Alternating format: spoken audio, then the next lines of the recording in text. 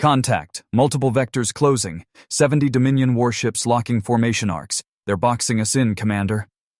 Lieutenant Bram Cade's report snapped across the bridge of the Revenant like a pulled trigger, the ship's forward display filled with shifting lines of red intercept courses, each one drawn to cut the Terran 8th Battle Group off from retreat. The Dominion had studied their prey and timed the convergence with cruel elegance. Every officer on the deck could read the simple truth in those vectors. They were outnumbered, pinned against the gravitational turbulence of the Ashen Star, and the Dominion meant to finish them. Commander Ronan Thorne didn't move at first. He stood anchored in the center well, eyes narrowing at the warship silhouettes bracketing his fleet. Around him, the bridge lights dimmed to combat settings, bathing every console in stark blue glow. The hum of hurried footsteps filled the air as operators shifted stations, but Thorne's posture held still, his shoulders squared, as though his calm alone could steady the storm pressing against them. "Hold transmission discipline," he said at last, his voice low but carrying across the deck. "No chatter unless it buys us another breath. Marek, give me fleet readiness."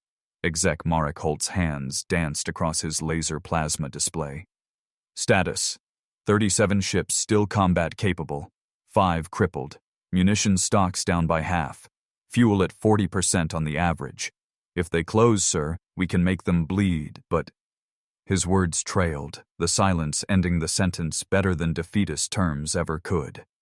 "They'll press from range and grind us out," Navigator Orrin Pike muttered. His jaw flexed as he studied his scopes, sweat carving lines down his temple.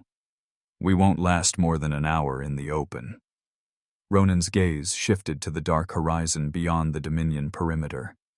There, the Ashen Star, stretched like a wound in space, its gravity fields bending light into warped rings, its collapsed mass turning every reading into lies. Dominion records called it an anomaly zone. Old logs told of survey vessels entering and never returning. The enemy line stopped short of it, wary of something they couldn't master. That hesitation sparked the one path Ronan could see. "They think we're already trapped," he said. "But there's one place they won't follow." The bridge went still. Eyes lifted from displays, searching his face. Holt frowned first. "You mean the star?" "Commander, ships don't come back from there. That's suicide." "Suicide is standing here," Ronan countered, his voice sharper than before. "They'll grind us down with fire until there's nothing left. Inside that boundary they hesitate, their probes fail, their own captains refuse entry. That hesitation is our only cover." Cade shook his head. "Navigational grids collapse past the perimeter. We'll be blind. Then we blindfold them too," Ronan shot back. His tone carried the weight of command, but not arrogance. It was the logic of a man who had measured the abyss and chosen it over certain death. He leaned forward on the railing, locking eyes with each officer in turn. "We execute controlled burn vectors, throttle limited, every ship slaved to synchronized pulses. Full comms blackout the moment we cross. If we stagger, if we lag, if we break formation, we die. If we don't try, we die anyway. Those are the terms." Silence pressed down like a heavy lid. Holt's lips tightened as though to protest again, then he nodded once. "I'll brief the captains." Ronan straightened, voice dropping into something quieter, nearly personal. "Remind them, I intend to bring every soul I can through that boundary. But I won't lie. The star will take some of us." A communications officer swallowed hard and looked back to her screen. Pike rubbed the bridge of his nose. Cade's jaw stayed clenched, but he nodded once. Fear hung heavy, but so did resolve. "Helm," Ronan said. "Set our line. Mark entry burn." "Aye, Commander." Engines rumbled deeper beneath their boots, vibration running through deck plates as thrusters aligned for a broad push. Across the display, Terran ships wheeled into a final wedge, battered hulls glinting against the distortion haze. The Dominion perimeter held its ring, unmoving, as if confident the prey had no exit left. On the forward glass, the Ashen Star yawned wider. The collapsed stellar mass stretched light into smeared arcs that seemed to ripple in and out of existence. Gravity here was not a gentle tug, but a living force, flexing and twisting like a hand waiting to crush intruders. Every crewman could feel it, not in some mystical sense, but in the jitter of their instruments, the pull in their stomachs, the way proximity alarms ticked like nervous breaths. "Fleet ready, Commander," Holt confirmed after a long minute. "All captains acknowledge. Burn vectors uploaded. We're at your call." Ronan's hand curled against the rail. He thought of the faces he'd seen in ready rooms, young lieutenants and seasoned engineers, each one watching for orders that might end their lives. He carried that weight now, and though it bowed his shoulders inside, outwardly he showed only steady command. "On my mark," he said. The Revenant's helm officer's knuckles whitened on his controls. 3, 2, 1. Mark. Engines ignited. The fleet surged forward as one, throttles locked to matched output, hulls slicing toward the star's threshold. On the displays, Dominion ships shifted slightly, a ripple of indecision, but they held outside the anomaly zone, refusing pursuit. "Crossing outer boundary," Pike reported, sweat breaking again on his brow. "Grav shear climbing." Deck plates shuddered under forces no human body was built to withstand. Every joint in the ship moaned. In engineering, bulkheads creaked like wood under storm strain. Sparks spat from overworked conduits as stabilizers strained to keep vectors aligned. "Hold the line," Ronan barked, voice cutting through the roar of alarms. The distortion swallowed them. Stars outside the forward glass stretched into grotesque rings, color bands bleeding into one another. The Dominion blockade vanished behind a wall of warped light, their icons blinking out from tactical displays. In that instant, to every sensor outside the anomaly, the Terran fleet ceased to exist. Alarms kept shrieking, crew gritted teeth and held fast. Some closed their eyes, others whispered names of those waiting back home. But the ships held formation. The gamble was in motion. "Outer sensors. Gone," Cade said softly, almost reverently. "To them, we're ghosts." Ronan didn't answer right away. He stood still, eyes fixed on the twisted horizon ahead, feeling the weight of what had just been committed. Only after a long moment did he speak, quiet enough that only those near him heard. "Then let's show them how ghosts fight." The Revenant plunged deeper into the star's grip, dragging the battered fleet behind it. Outside, Dominion screens displayed nothing but distortion. No survivors, no signals, no trace. To the galaxy at large, the Terran 8th Battle Group had just been erased. But inside that nightmare zone, the real trial had only begun. "Course looped again. The navigation matrix keeps recalculating the same corridor. We're flying in circles." Navigator Oren Pike's shout cut across the bridge, his display spilling tangled threads of course projections that folded back onto themselves. The Revenant shuddered as the anomaly's pull warped their trajectory, every stabilizer fighting forces that refused to behave like normal space. Commander Ronan Thorne gripped the edge of the command rail. "Hold her steady. Dead reckon off our last stable vector. I want thruster corrections in measured bursts only. No one improvises." The deck vibrated with each compensatory burn. Outside the forward glass, stars stretched and smeared into distorted arcs that swung unpredictably, vanishing then reappearing in different angles. The Ashen Star's field was turning their surroundings into a maze of warped light and phantom readings. From the comm pit, Lieutenant Bram Cade's voice rasped.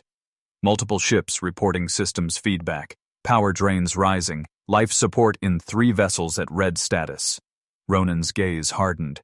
"Relay fleet order, seal off non-critical sections. Triage immediately. Holt, get damage reports." "Aye, Commander," replied Exec Marek Holt, his hands dragging across a laser plasma console, eyes scanning frantic updates. "We've already got casualties, sir. Venting on the Nidaros. They're losing people." The words landed heavy. Every officer felt the weight in their gut.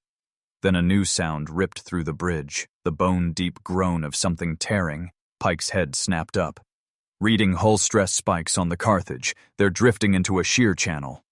Ronan's hand slammed the rail. Signal them, full power to lateral thrusters. Already trying, Cade barked back. The displays showed the doomed frigate pulled sideways, caught in a gravitational tide no engine could counter. The ship twisted violently, structure bending until its spine snapped.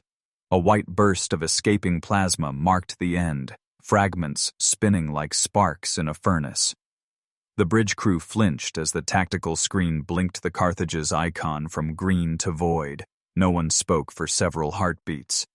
Finally, Holt's voice cracked through the silence. "All hands lost, sir." Ronan exhaled once through his nose, then spoke with controlled gravity. "Mark this moment. We just learned the cost of hesitation inside the star. From this second forward, we act as one or we meet the same end." Around the bridge, shoulders stiffened, jaws clenched, and fingers tightened on controls. Every officer knew the truth. This place killed without mercy. In the lower decks, the ordeal felt worse. Air recyclers groaned under fluctuating gravity, vents rattling loose, temperature shifting erratically between oppressive heat and bone-deep chill. Crewmen staggered as floors tilted beneath them, bulkheads whining under pressures unseen.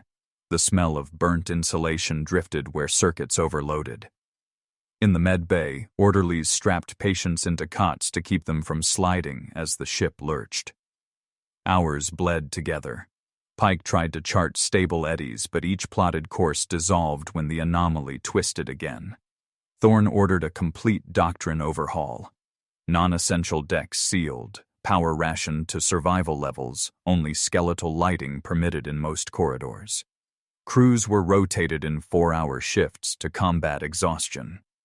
"We're down to hard choices, Commander," Holt said during the third crisis council. "If we don't cut consumption further, our reactors won't last the week. Food stores can stretch, but oxygen cycling can't."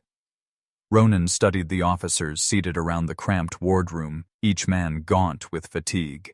He spoke evenly, though the lines on his face deepened with the weight of decision. "Then we cut deeper.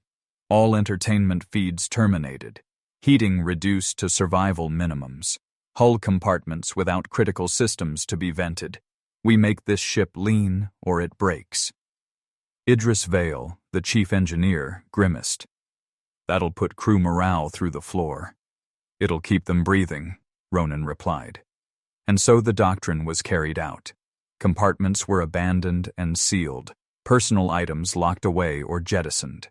The Revenant grew colder, darker, narrower. Crew wrapped themselves in blankets during off-shifts, clustered near heat exchangers, whispering to keep spirits alive. Then came the memorial. Thorne ordered the ceremony transmitted on low-band intercom to conserve energy. No grand visuals, no gathered assembly, only voices carried across ships. The names of the Carthage's crew were read one by one, each answered by a short chime from the comm officer. The sound was soft but piercing, echoing down silent corridors where crews huddled listening. When the list ended, Thorne himself spoke. His voice was measured, steady, stripped of ornament. "The star took them, but they did not break alone. They held until the end. Learn from their death, and we may hold longer. Forget them, and we'll follow." The line cut, leaving only the hush of recycled air and the distant vibration of strained systems. For a while afterward, conversation across decks dwindled. Faces grew drawn, eyes hollowed. Fear set in, and with it came the first signs of fracture. Rumors of doom crept through mess halls. A junior officer snapped during a watch rotation, shouting that they were already dead, only waiting their turn. Holt personally dragged him from the console, jaw set with fury. When Ronan heard, he made his way to the deck himself, stepping into the silent watchroom. The shaken officer stood trembling, eyes wet, shoulders slumped. Crew members looked to their commander. Ronan approached, stopping a pace away. His words were not shouted but carried the sharpness of a blade. "You fear death? So do I. But fear doesn't guide a ship. Discipline does. You will sit your post until you can't breathe anymore because the man beside you needs that. Do you understand? The officer swallowed hard, then nodded. Good. Now return to your station. That night, whispers spread again, but they carried a different edge. The crew had seen their commander's steel firsthand. Doubt did not vanish, but it was caged. By the end of that first harrowing week, the fleet clung together like battered survivors on a raft. Every ship bore scars, scarred hulls, failing systems, injured crew. Yet they were not shattered. Dead reckoning runs gave them meager orientation. Tight resource rationing kept reactors from collapse. Status check, Holt reported late in the cycle, fatigue rasping in his throat. We're bleeding but stable, long as nothing worse strikes. Ronan studied the distorted horizon, its bent stars weaving in chaotic loops. Behind them, the Dominion had flagged their fleet destroyed, already moving patrols away from the perimeter. Out there, the galaxy believed them gone. Then we hold, Ronan said. His gaze lingered on the warped dark ahead. Because somewhere in this nightmare lies the key to turning it.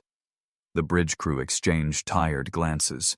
They had survived their first trial, but all knew survival was only temporary.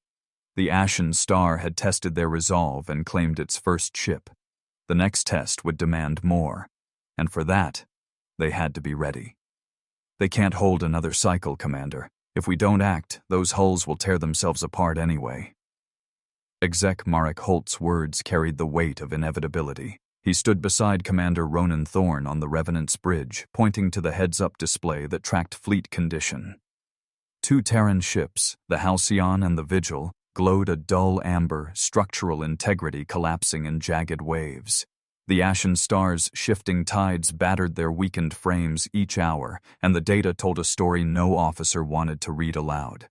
Ronan folded his arms, eyes locked on the flickering status feeds. His jaw clenched hard enough to ache, but his voice stayed level. If we lose them uncontrolled, the wreckage drifts wherever the shear pulls it. That puts the entire fleet at risk. We don't let that happen. Chief Engineer Idris Vale leaned over the rail, grease smudged on his sleeves from hours below decks. There are safe eddies forming northwest of our current vector. If we anchor scuttled hulls there, we can shape a barrier. The star's shear will grind against their bulk, sparing the rest of us. Sacrifice 2 to save 34, Holt said, his tone flat. Silence settled. No one argued the math. Yet the truth burned. They were about to destroy their own ships, ships that had carried crews through years of service, homes for men who now sat waiting for orders. Open fleet channel, Ronan commanded. Cade tapped controls, and the low-band connection pulsed alive. Voices crackled faintly across the line, captains listening, crews holding breath. "This is Thorne," Ronan began. His voice carried a steady firmness, even as grief pulled at the edges. "The Halcyon and Vigil can no longer sustain combat worth. If we let the star consume them uncontrolled, they endanger every vessel near them. We will not waste their sacrifice. We will place them where their deaths mean protection. All hands aboard those hulls will be transferred immediately, executing within the hour." A pause, static filled the gap. Then came muted acknowledgments, the short-clipped tones of officers holding back emotion. In the corridors of the Halcyon, crew packed hurriedly, carrying nothing but survival kits and data cores. Boots struck metal decking as Marines guided them toward transport shuttles.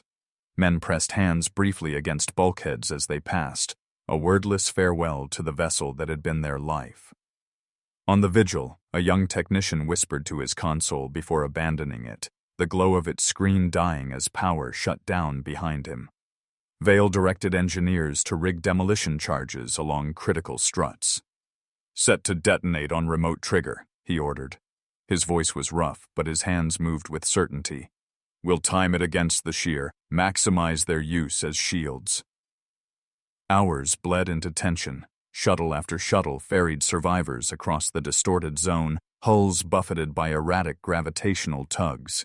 Each docking felt like a reprieve, stolen from disaster. Men stumble, into new corridors carrying little but uniforms and haunted expressions.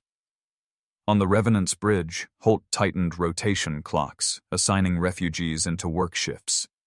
Idle hands fall apart. Keep them busy. Repairs, monitoring, ration management, anything. His orders were blunt, the tone of a man who would not allow despair to take root. Meanwhile, Vale plotted eddy patterns with relentless focus. Heads-up projections mapped turbulent streams curling through the anomaly. He marked pockets of relative calm, zones where the doomed hulls could anchor and hold. "Here," he said, stabbing a finger at the screen. "This vector shields the largest concentration. If we do it right, the debris flow forms a wall." Ronan gave the final nod. "Do it." Minutes later, charges detonated. The Halcyon and Vigil bloomed into controlled disintegration, sections tearing free in deliberate sequence.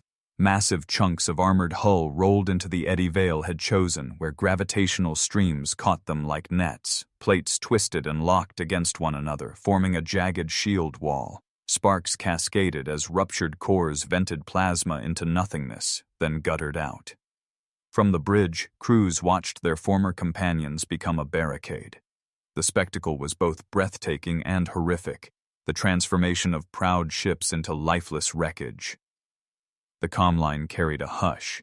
Then one voice, soft and worn, whispered through. "They deserved better." Ronan keyed the channel. "They deserved survival. This is how we give it to those still breathing." In the days that followed, the fleet found a fragile refuge behind that barrier. The baffle absorbed the worst of the star's shifting currents, buying a measure of stability. Crews rotated in disciplined cycles enforced by Holt's unyielding schedules. Exhausted men collapsed into bunks between shifts, waking only to work again. But order returned. Still, guilt gnawed. In the mess decks, whispers rose, "We destroyed our own." Others answered bitterly, "We had no choice." Conflicts nearly sparked, tension fraying the edges of discipline. Holt himself stormed into one argument, slamming his palm on the table. "Those ships bought you the breath you're wasting now. Honor them by using it." His fury stunned silence into the room. Vale remained buried in charts, eyes red from sleepless nights. "Safe eddies shift," he muttered to his team. "We hold as long as they last. Then we move." His calculations became scripture, every shift depending on his mapping. Ronan visited the former crews of the Halcyon and Vigil. He spoke little, walking the corridors with quiet presence. Men straightened as he passed, their grief tempered by the knowledge that their commander carried the same burden. One evening he stopped at the docking bay, staring at the shield wall drifting beyond, jagged silhouettes against warped starlight. His voice, low but certain, carried to those around him. "We made them shields because we could not save them. That choice will weigh on us. Carry it with strength, not shame." The words did not erase grief, but they steadied resolve. Crews returned to duty, their movements heavy but purposeful. By the cycle's end, the fleet held position. Damage crews patched hulls. Watch officers monitored for new shears.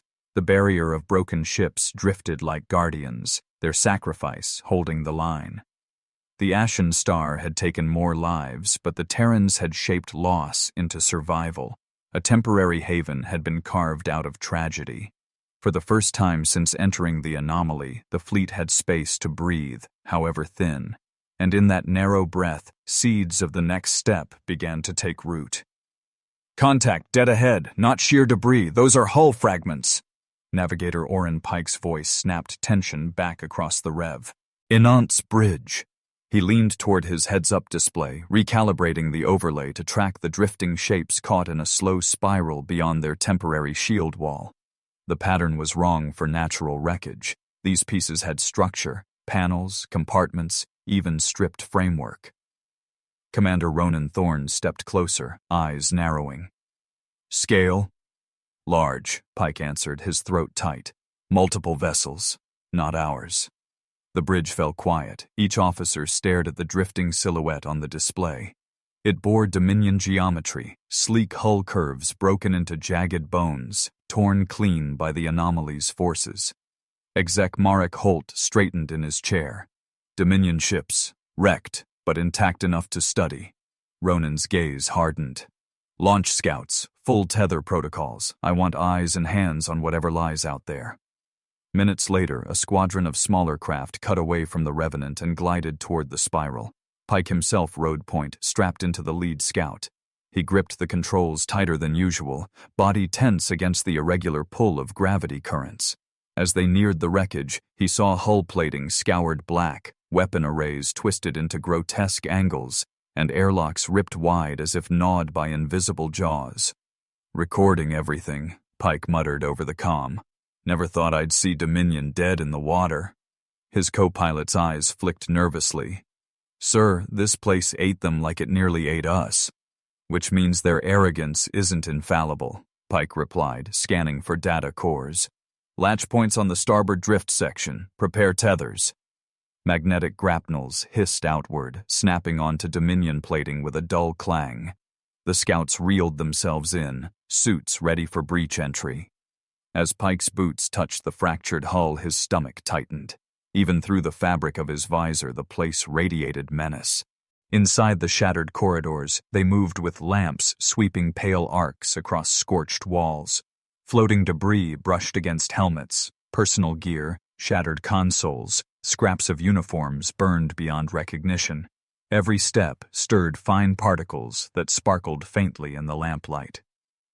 "Black box compartment spotted," one Marine reported, pushing through twisted beams. "Intact, but wedged." "Cut it out," Pike ordered. "Careful, if the shear takes hold, it'll drag us out with it." Plasma torches hissed. Sparks drifted into the void like dying fireflies. With grunts of effort, the team pulled the black box free. Its casing was scarred but sealed. Pike's chest eased fractionally. "That's one. Keep looking for sensor modules." Another Marine pried loose a lattice of gravimetric panels, their surfaces cracked but partially functional. "Got a sensor spine here. Might still hold data. Secure it. We're hauling everything back." By the time the scouts disengaged, each craft carried salvaged fragments strapped to their hulls. As they reeled tethers and powered away, the Dominion wrecks loomed behind like tombstones. Back on the Revenant, the fragments were hauled into engineering bays under strict containment. Vale's engineers swarmed over them, gloves leaving greasy streaks across foreign alloy. Sparks snapped as panels were pried apart. Intel officer Severin Locke strode into the lab, gaunt but sharp-eyed. "Get me those cores online." His tone left no room for hesitation. Vale raised a brow. "They're Dominion encrypted. Might fry themselves when tampered with." "Then I'll fry them first," Locke replied dryly, setting down his kit of decoders. He glanced up at Thorne, who had come to witness. "Permission to proceed, Commander?" Ronan nodded once. "Every secret they left behind belongs to us now." Hours passed in tight silence, broken only by the clatter of tools and the ow hiss of cutting arcs. Locke hunched over a black box, cables feeding into his terminal, fingers flicking through code. The room smelled faintly of burned insulation, each whiff sharp as a blade. Suddenly the screen flared alive. Rows of Dominion glyphs scrolled rapidly. Locke's mouth twisted into a grim line. "Well, looks like our enemy has ghosts of their own." "Explain," Thorne ordered. Locke tapped keys, pulling fragments into translation overlays. "These logs date back decades. Multiple Dominion expeditions entered the star. None came back. Their ships broke apart the way we nearly did. Command wrote them off, sealed the records, and told their citizens the anomaly was impenetrable. To their fleets, it's taboo." Holt's jaw tightened. "They've been lying to their own people." "More than that," Locke said. He turned the screen so others could see. "They failed where we now survive. Which means their empire isn't the untouchable monolith they want the galaxy to believe." Vale exhaled a heavy breath. "They built their image on perfection. If word of this spreads, then their myth shatters," Thorne finished. He stepped closer, studying the images of shattered Dominion cruisers frozen on the display. The wrecks weren't just ruins, they were proof. Silence gripped the lab as the implications sank in. The Dominion's aura of inevitability, the belief that they never faltered, never bled, had just cracked open in front of them. Locke shut down his terminal with deliberate care. This knowledge cuts both ways. If we exploit it, we can strike at their confidence. But if they realize we hold it, they'll hunt us with fanatic fury. Thorne's voice carried steady resolve. Then we hold it close until we can wield it as a weapon. Later, word spread across decks. Crews whispered about Dominion failures, voices hushed but tinged with a new sharpness. The story of invincible mast. Errors had fractured. Men who had trudged through days of despair now straightened their backs a little more, walked with a touch more strength. That night in the mess, Pike sat with younger navigators who kept glancing at him. Finally, one asked, "Sir, you really saw their ships torn apart?" Pike set down his tin cup, his eyes distant. "I walked through their bones. They're not gods. They die here like anyone else." The table grew quiet. For the first time, fear was tempered by a harder emotion, grim validation. In the command wardroom, Holt leaned over Vale's charts. "If we integrate their sensor panels into our systems, can we read distortions better?" Vale rubbed his weary eyes, then nodded slowly. "Not fully, but fragments spliced into our arrays might sharpen our detection, enough to turn chaos into patterns." Thorne listened, arms crossed. "Do it. Every scrap they left will serve us." The ashen star still roared around them, bending light, pulling ships toward unseen teeth, but now the Terrans had proof that even the Dominion stumbled. Loss still pressed on every heart, but something new flickered alongside it, the knowledge that their struggle wasn't hopeless. The enemy's legend could bleed, and the Terrans had the evidence gripped in their scarred hands. And from that wreckage, a new idea began to grow. A hybrid of human will and Dominion technology, a path forward. "Commander, if we don't get these wafers aligned with our own arrays, they're worthless scraps. But if we manage it..." Chief Engineer Idris Vale paused, sweat streaking his soot-darkened forehead. "Then we might bend this hellhole to hide us instead of kill us."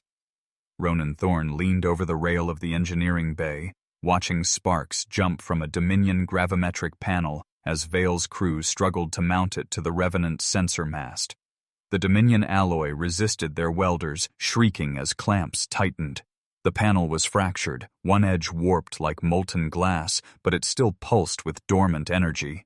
Around it, Terran cabling snakes, it outward, connected to consoles bristling with diagnostic feeds. "Explain it plain," Ronan said, his voice even but edged. "How does this stop Dominion eyes from catching us?" Vale gestured at the spindly wafers stacked against the bulkhead. These panels were designed to map gravitational distortion at high resolution. Dominion Science Corps must have used them to chart anomaly shifts. We can splice them into our own arrays. Instead of fighting distortion, we use it. The interference scatters long-range scans. If we pulse our emissions at the right intervals, we blend into the background noise. To their screens, we vanish. Bram Cade, signals officer, stood nearby, arms folded tightly. His expression was wary. "That's theory. Timing will be unforgiving. One mistimed burst and we light up like a flare."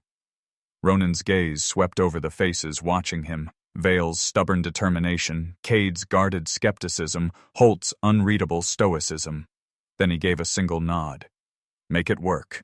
Vale barked for more clamps, his crew scrambling. Tools whined, cutting arcs glowing as they fused Dominion hardware with Terran framework. The air smelled sharp, hot metal flaking as welders carved.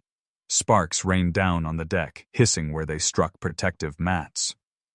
Hours stretched, crew rotated in and out, shoulders sagging with exhaustion, hands blistered beneath gloves.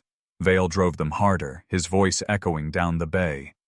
"Align that coil. If the array bends off axis, the whole lattice collapses." Finally, the contraption groaned into place. Cables fed power. The Dominion wafer pulsed with faint light, energy rippling across its cracked surface. "Online," Vale muttered, eyes glued to his readouts.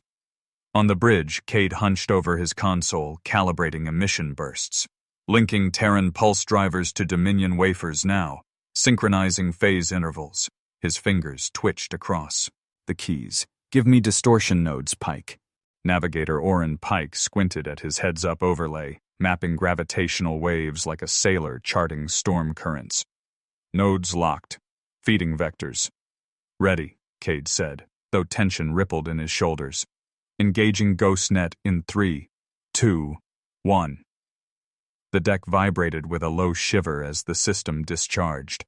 Outside, the Revenant's running lights dimmed, emissions curling into invisible bursts. On the forward glass, the view of warped starlight seemed to blur, as though the ship itself had become a ripple in the anomaly. Cade's breath caught. To them, "We're gone." "Test it," Ronan ordered. Vale adjusted the feed, sending controlled pulses across the fleet. One by one, Terran ships flickered on displays, then bled into the background distortion, their signatures dissolving into static. To external sensors, they were phantoms drifting in chaos. Pike's voice cracked as he confirmed. "I'm running simulations. If Dominion patrols sweep this zone, they'll see nothing but lensing. We're shadows in the storm." The bridge was silent for a moment. Men exchanged glances, disbelief edged with wonder. Then Holt spoke quietly. "A miracle made from wreckage." "Not a miracle," Ronan corrected. "Discipline. And pain. Don't forget the price." His eyes stayed fixed on the ghostly horizon, as if daring it to deny their claim. But the system was untested in real conditions. Cade kept adjusting, sweat dripping from his brow. "Commander, this net isn't a blanket. It's a dance. Every pulse has to match the anomaly's rhythm. If one ship misses a step, the whole formation burns bright." "Then they won't miss," Ronan said. "Drill it." What followed was grueling. Crews spent hours rehearsing synchronized burns. Vale screamed himself hoarse, forcing mechanics to reset couplings when timing drifted. Pike recalculated eddy vectors until his hands cramped. Cade ran endless signal checks, his eyes bloodshot from staring at the displays. Failures came fast at first. One ship over-throttled, flashing hot on sensors, until Vale slammed a breaker to reset. Another misfired its burst late, the net unraveling and sending shock waves that rattled hulls. Holt barked down officers, driving them to repeat drills until exhaustion claimed them. By the fourth cycle, timing began to cohere. Ships moved like dancers following a conductor, bursts firing in unison, the net pulsing invisibly across the fleet. "Running stealth profile now," Cade announced, voice taut with nerves. He keyed the external scans, broadcasting faint signals to mimic a Dominion patrol sweep. The display filled with static. No Terran ships registered, nothing but distorted emptiness. Silence. Then Pike whispered, almost reverent, "We're gone." The bridge erupted, not with cheers, but with a surge of restrained energy, the kind born from a drowning man finding air. Men gripped shoulders, exhaled relief, even managed weak grins. Vale slumped against the rail, his exhausted smile thin but proud. "From their scraps, we built our cloak." Ronan didn't smile. He looked across the weary faces, then out into the storm beyond the glass. His voice was low but resolute. "Hope is a dangerous thing. Guard it. Earn it. Tomorrow, we see if this ghost net can walk us into their shadow." For the first time since entering the Ashen Star, a glimmer of possibility stirred in the fleet. The Dominion had once entered here and failed. Now Terrans had bent the star's teeth into a veil. It was fragile, it was dangerous, but it was theirs. And with it came the faint outline of a path forward, toward striking back. "Again," Commander Ronan Thorne ordered, his tone carrying the bite of command rather than fatigue. The fleet shuddered into its new alignment, ships dragging through distortion currents with strained grace. On the Revenant's bridge, the crew's eyes flicked between their heads-up displays and the blurred horizon outside. The ghost net held, but barely. The smallest misstep threatened to unravel the fragile curtain of concealment they had built from scavenged Dominion scraps. "Hidden line test run number 12, Exec Marek Holt muttered, knuckles pressing white against the rail. "We keep this pace, sir, and our people will collapse at their stations." "They'll collapse faster if we don't learn discipline," Thorne answered. His gaze didn't leave the fleet projection, the staggered wedge of Terran ships pulsing faint signals in near unison. He spoke not to argue, but to remind Holt why this had to continue. The enemy doesn't forgive sloppy drills. Signals Officer Bram Cade hunched over his console, lips moving silently as he counted off bursts. His pupils tracked the net's flicker with feral intensity, every muscle in his jaw tight. "Timing's drifting. Ship 16 fired late, ripples spreading." "Correct it," Thorne snapped. Cade barked into comms, and the lagging frigate bled power into a correction burn. The net trembled, stabilizing, but not without cost. On another display, Navigator Orrin Pike muttered curses under his breath. "Fuel bleeding faster than my projections allow. If we keep rehearsing this way, we'll eat into our long-haul reserves." Thorne turned slightly, pinning him with a stare. "Then recalculate, adapt the budget. We're not playing at survival here. We're preparing to fight back. Get me numbers that keep us alive through both." Pike bit back a reply, adjusted his console, and started scribbling corrections with quick, sharp strokes. From the lower deck hatch, Marine Captain Jory Ash entered, armor half unbuckled from a recent drill. Sweat streaked. Ked's neck and his men trailed behind like shadows. "We've been running boarding rehearsals with tether lines in gravity flux. Half the squads came back bruised or worse. They'll still go if ordered." His voice was rough but steady. Thorne nodded once. "Good. They'll need to know how to strike blind, tethered to a hull that's moving like a drunk under storm surge." Ash smirked faintly, though it didn't reach his eyes. "Then we're in the right place to learn." The bridge dimmed slightly as external sensors recalibrated. The fleet drifted in staggered formation, each ship offset by careful intervals to reduce energy profiles. ECM buoys, jettisoned minutes earlier, pulsed faint signals, distractions masquerading as distorted debris. "Silent running engaged," Cade reported, his voice quieter now. "All emissions masked. Net holding. For now." The silence that followed wasn't empty. It pressed on every crew member like a weight, filled with the clatter of fingers against keys, the squeak of boots shifting on deck plates, the sharp intakes of breath each time a monitor flickered. Holt's voice finally broke the tension. "This doctrine, hidden line, you're certain it can become standard?" Thorne's reply was unhesitating. "It has to. Our survival depends on turning chaos into pattern. Without order, the star eats us. With order, we can make it choke on us instead." The next drill pushed harder. Pike recalculated nodes mid-run, forcing ships to adjust trajectory with only seconds warning. Two nearly collided before emergency burns shoved them apart. Warnings screamed through comms. One junior officer's shout cracked with panic until Holt cut in, his tone razor-sharp. "You keep your post or you'll answer to me, Lieutenant." Fear doesn't guide the fleet. Discipline does. On the marine decks, Ash's squads hurled themselves through simulated hull breaches in full gear, tether lines yanking tight as gravity shifted unpredictably. A corporal slammed into bulkhead plating and crumpled, groaning as medics dragged him clear. Ash didn't flinch. He barked at the others to continue, voice raw from shouting. "You don't stop because one man goes down. You learn to step over him and finish the fight."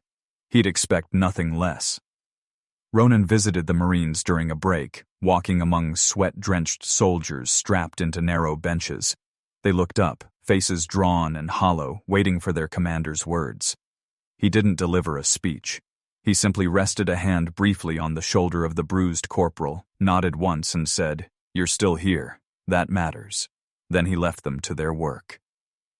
Back on the bridge, Cade triggered a controlled pulse sweep to simulate a Dominion patrol. Heads-up displays filled with static, their signatures concealed. The Terran ships, battered and dimmed, slid unnoticed through distortion currents.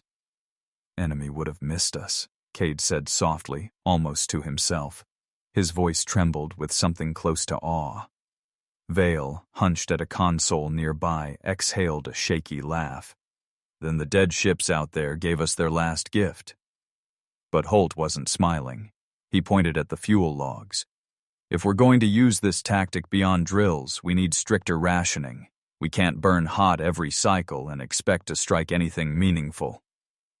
Thorne studied the numbers, then spoke so the entire bridge heard. "We ration deeper. We cut harder. Every ship adapts, because this doctrine doesn't just keep us alive. It's our blade." The crew absorbed his words in silence, but their shoulders straightened, eyes lifting to their displays with renewed steadiness.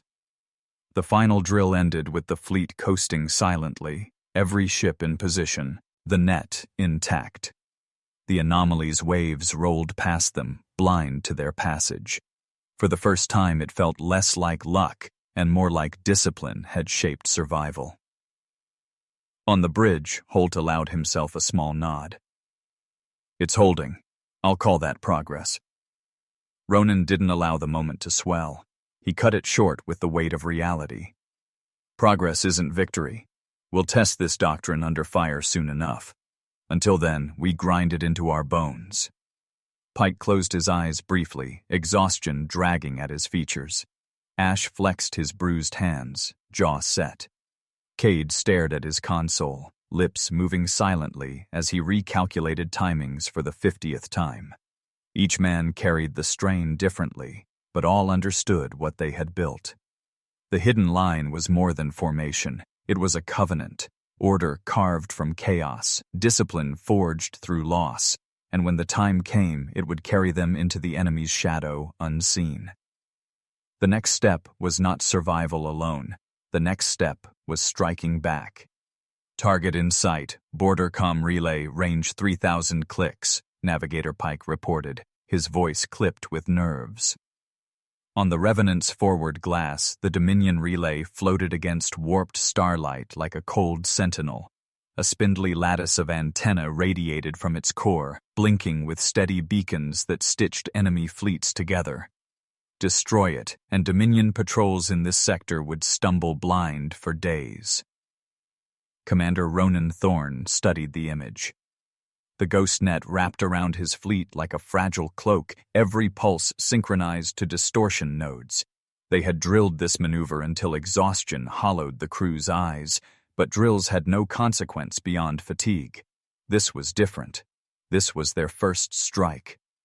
"Coil guns primed," Holt confirmed, his tone steady but tight. "We've only got one chance. If we miss, patrols will converge before we can vanish again." Thorne didn't glance at him. He kept his gaze on the target, his jaw rigid. "We don't miss. Fire on my mark." Signals Officer Cade hunched over his console, sweat shining under the bridge's harsh light. He whispered to himself, counting beats, matching pulses to gravity swells. "Wait for the window. 3, 2, mark," Thorne said. The Revenant's coil guns discharged with a bone-rattling thud. Across the fleet, frigates joined the volley. The rounds streaked invisible until they smashed into the relay. Antennae buckled, the core shuddered, and then the entire structure imploded, a blossom of debris scattering like glass caught in a storm. "Direct hit!" Pike shouted.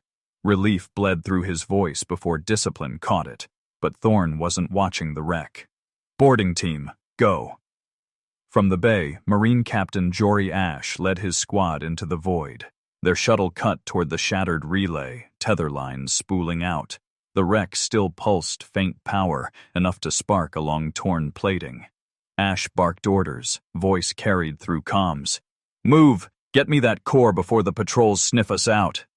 Inside the jagged remains, Marines forced entry, lamps cut through smoke-like particulate drifting in the wreck. A sergeant slammed a pry tool against the core casing. Sparks spat.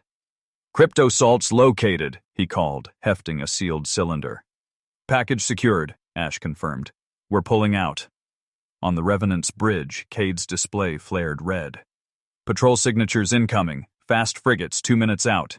Signal the fleet, Thorne ordered calmly. Exfiltration protocol. Drones, now. Decoy drones detached from Terran ships, flaring energy bursts. They darted in erratic vectors, screaming false signatures across the Dominion's scopes. Pike triggered pre-placed burn markers, each time to catch the fleet into safer eddies. The ships swung onto exit vectors, their profiles swallowed again by distortion currents. Ash's shuttle docked rough, metal grinding against clamps. Marines stumble. Out, armor scorched, one man dragging another with a bloody trail dripping from his sleeve. Medics rushed forward. Enemy closing, Cade shouted. His display pulsed with hostile markers. They're chasing the drones, but if they pierce the net, then we'll already be gone, Thorne cut in. The Terran fleet slid deeper into the anomaly. On Dominion sensors, the drones flared bright, pulling patrol frigates away in wild pursuit. To enemy logs, the attack registered as sensor snow, another inexplicable distortion in a zone they barely understood. By the time suspicion rose, the Terrans had vanished back into the storm. The bridge let out a collective breath, too tired for cheers, too shaken for triumph. Holt leaned against the rail, staring at the forward glass. First cut's clean, Commander. Not without cost, Ronan replied, nodding toward medbay reports scrolling across the side screen. The coolant system on one cruiser had ruptured during the synchronized burn. 2 men were in critical condition from flash frostbite. Another frigate's generator overload left 4 unconscious. Ash stepped onto the bridge, helmet tucked under one arm, face streaked with grime. Cryptosalts are in hand. Their relays won't trust traffic for weeks. We bloodied them. Thorne studied him for a long moment. And your men? Ash's jaw tightened. 1 dead, 3 injured. But the mission held. The words settled like stone. Every officer felt the sting of loss mingled with the weight of accomplishment. In the hours that followed, the debrief cut through adrenaline. Crews slumped into chairs, hands trembling as exhaustion claimed them. Medics worked in silence, tending burns, fractures, concussions. Engineers crawled through coolant-stained compartments, patching ruptures while alarms buzzed low. When Ronan finally addressed the fleet, he kept it plain. His voice carried steady through the intercom. We struck the Dominion and lived. That means we can do it again. But remember the stretchers in our bays, the names that won't answer roll call. Each strike will cost us. Measure that cost every time you pull a trigger. The channel fell quiet, but in that silence lay something new, a current of belief. They had tested the net, tested themselves, and survived contact. In the mess, whispers began. Men leaned closer, voices hushed but fierce. We hit them, and they never saw us. Another answered, if they're blind, then maybe they're not untouchable. The Dominion had been cut once, and that cut, however small, had drawn blood. Confidence flickered to life, fragile but real, and it spread through the fleet like fire catching on dry timber. The Terrans had struck their first blow in the star's shadow, and the galaxy, though it didn't know it yet, was about to feel the ripples. Relay strike confirmed. Dominion channels are stumbling over themselves trying to explain it, Intel Officer Severin Locke announced, his tone flat but his eyes alive with a sharp gleam. The bridge crew leaned closer as Locke patched intercepted chatter onto a side feed. Harsh Dominion voices crackled through, layered with static. Reports contradicted one another. One officer claimed pirates, another insisted gravitational failure, another whispered ghost fleet. Their voices carried something Dominion commanders rarely revealed: uncertainty. Commander Ronan Thorne listened without visible reaction. He simply said, "We don't give them clarity. We give them more shadows." That night, the Terrans began their campaign of vanish and strike. The first blow came against a fuel tender drifting near a border depot. Ghostnet pulses masked the Terrans as they approached. A single volley ripped this tanker open, spilling its lifeblood in a glittering trail across the anomaly. Before Dominion escorts could close, the Terran fleet had already folded back into distortion, leaving nothing but confusion behind. "Logs will show snow again," Cade muttered from his station, sweat trickling down his temple. He almost smiled at the thought. The next raid was sharper. A Dominion picket ship guarding a minor checkpoint suddenly lost its captain to a sniper shot fired from a Terran boarding team that infiltrated during a staged malfunction. Marines tethered in, quick as knives, cut out data cores, and vanished before alarms could fully propagate. The Dominion vessel limped home with half its bridge gone and its crew whispering about phantoms walking their decks. By the third strike, the rumor had begun to grow faster than the Terrans themselves. Locke exploited it with cold skill. He captured Dominion transmissions, then seeded them back with altered tags, suggesting ghost signatures in sectors the Terrans had never touched. Garrisons doubled their checkpoints, patrols spread thin, commanders argued among themselves. The Empire's efficiency faltered under the weight of fear. On the Revenant's mess deck, the crew felt the shift. A young ensign slid his tray aside and whispered, "They're afraid of us, of us." His friend shook his head, but his grin betrayed the same astonishment. Captain Jory Ash overheard and slammed a hand on the table. "Don't confuse fear with weakness. They're still stronger. But if their men start doubting, that's a weapon sharper than any blade." The Marines around him nodded grimly. They had seen doubt before, how it could rot a unit from within faster than hunger or wounds. During a council in the wardroom, Holt tapped his stylus against the tactical display. "We've hit 3 targets in 2 cycles. Our men are exhausted and fuel reserves are falling. Wabu, we push harder, we risk collapse." Locke leaned forward, eyes burning. "And if we stop now, Dominion propaganda regains its footing. Right now, they don't know what to believe. Their own officers are reporting contradictions. That fracture grows only if we keep pressing." Thorne sat in silence for a long moment, his hands folded. Then he said quietly, "We strike again, but carefully. No waste." The next target was a data vault ship, heavy with Dominion encryption records. The Terrans slipped close under Ghostnet cover, boarded, and extracted drives in under 10 minutes. A single guard squad opened fire too late. 2 Terrans were carried back with plasma burns, 1 barely alive. In the medbay, the wounded groaned under harsh light. Nurses bound scorched flesh while surgeons barked for more blood packs. Vale himself walked among them after overseeing repairs, his shoulders hunched. He muttered to Thorne, "How many of these raids before our losses equal theirs?" Thorne answered without hesitation, "Until the galaxy sees they can bleed." Back on the bridge, Locke replayed Dominion news bulletins. At first, they dismissed the attacks as gravitational anomalies. Then they claimed raiders from outer sectors. But leaked field reports told another story. Ships vanishing, captains slain, crypto stores stolen. The contradictions widened until Dominion channels contradicted themselves within hours. Cade exhaled as he watched. They're unraveling their own story. "Good," Thorne said. "Keep them guessing. We want them turning on each other before they ever turn on us." But paranoia cut both ways. As the Terrans drifted into another eddy field, Pike reported quietly, "Multiple automated pings activating. Not from patrols. Archival buoys. They woke when we crossed this sector." Locke's eyes sharpened. "Old Dominion monitors. That means they've got ears buried deeper than we thought." The bridge stilled. The crew knew what it meant. Their campaign of rumor was working, but the Dominion would not let it spiral forever. "They'll bait us," Holt said grimly.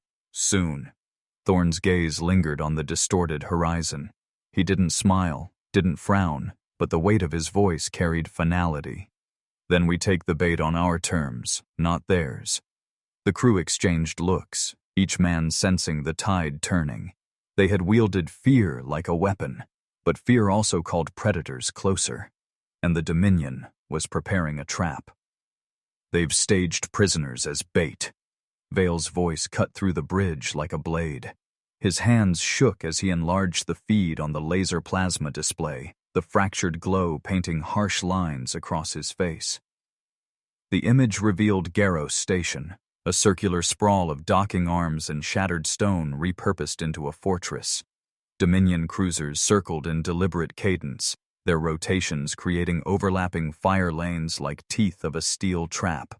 Between them, a convoy of transport barges drifted, each tagged with heat signatures too weak to be cargo alone. Human prisoners, supplies stolen from shattered colonies, a lure arranged for anyone reckless enough to take the challenge. Commander Ronan Thorne stood silent, eyes narrowing as the display shifted, mapping patrol arcs and mine clusters seeded across the approaches. "Kill boxes," Holt muttered, jaw clenched. "They're waiting for us to walk straight into the furnace." Ash spat into his cup, fists tightening on his knees. "They're daring us, broadcasting hope just loud enough for us to hear, knowing we'll bleed ourselves dry trying to reach them." Locke adjusted the filters, cycling through intercepted chatter.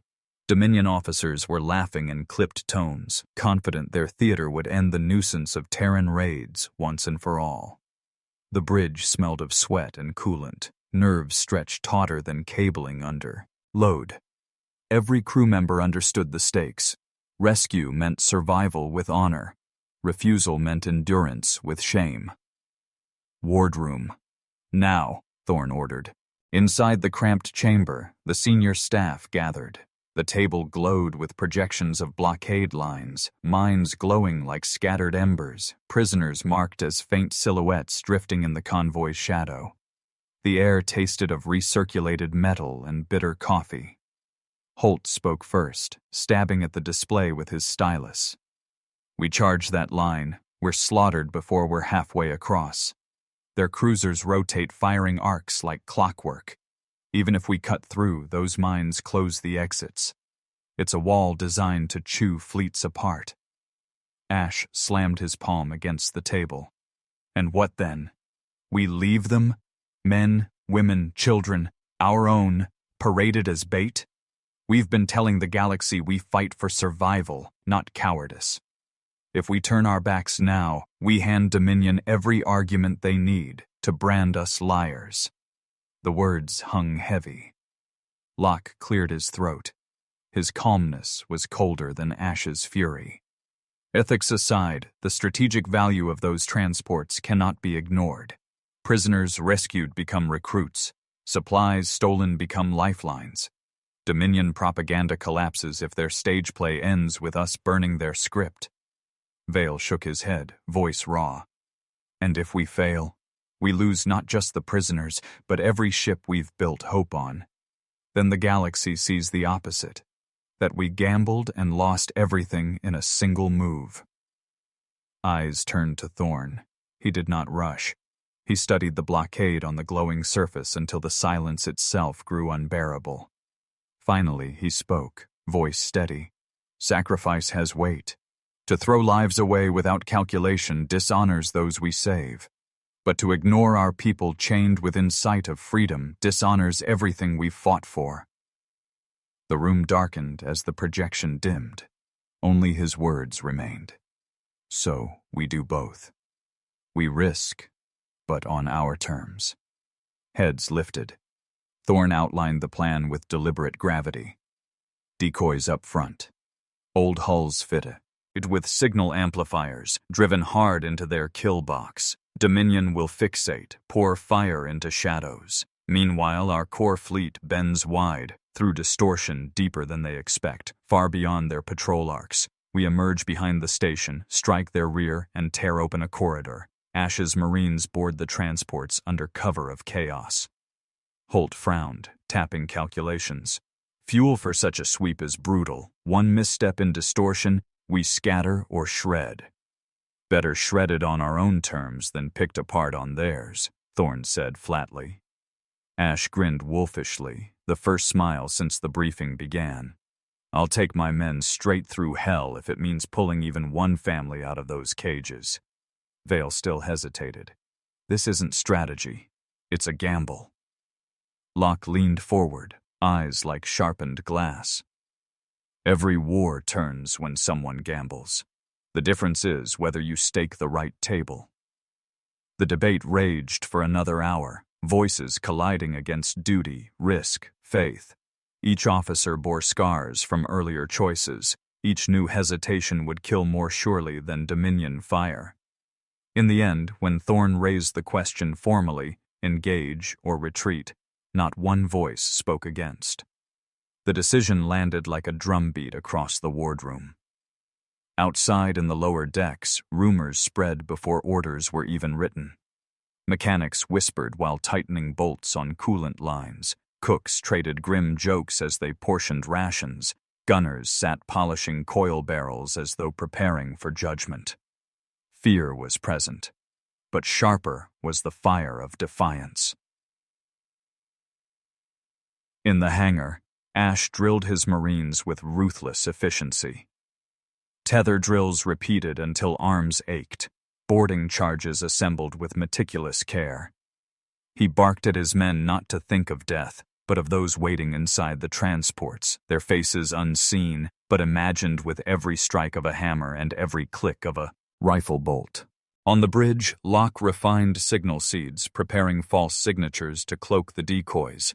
Cade ran dry-run plots on the distortion sweep, sweat soaking his collar. Holt recalculated fuel budgets, carving away at reserves until every vessel had just enough to return if the maneuver worked. If. Thorne walked among them without raising his voice. His presence alone steadied the hands of his crew. He carried their doubts as though they were weight on his shoulders, and by shouldering them, he made them lighter for the rest. When the final plan was written, Thorne read it aloud, not as order, but as covenant. His voice did not rise, but every word carried the weight of shared fate. Tomorrow, we strike. Some of us may not return. But if we succeed, the galaxy will remember Garros not as a Dominion trap, but as the place Terrans broke their teeth. And if we fall knowing we refuse to let our people die unheard. The room rose as one. The vote had been unanimous before, now the spirit was unanimous after. The crew dispersed to their stations, the ship vibrating with new purpose. In the quiet afterward, Thorne stood alone before the heads-up display, the blockade glowing in spectral light. He pressed a hand against the glass, as though touching the prisoners already waiting in silence beyond the enemy's wall. "Hold on," he whispered, too softly for any ear but his own. "We're coming." And with that vow, the trap at Garros transformed from a Dominion showcase into the crucible of Terran defiance. "Signal the decoys. It's time." Thorne's words dropped into the bridge like weights, and every officer knew there would be no turning them back. On the laser plasma display, 6 battered frigates peeled away from the formation. Once proud, now stripped for their last assignment, their hulls carried patched plating and external amplifier racks. To Dominion sensors, they would blaze with echoes of a fleet 3 times their size. In one of those frigates, Captain Joran leaned over his tight-beam console, fingers lingering above the keys. The cabin stank of recycled sweat and burning lubricant from overworked life support. He composed a final message in clipped phrases, one for his son, one for the crew left behind on safer ships. "We'll drag their teeth out for you," he muttered, hitting transmit before anyone saw the wetness at the edge of his eyes. Back on Thorne's flagship, the crew tracked the departing ships. Ash whispered under his breath, too low for the bridge to hear.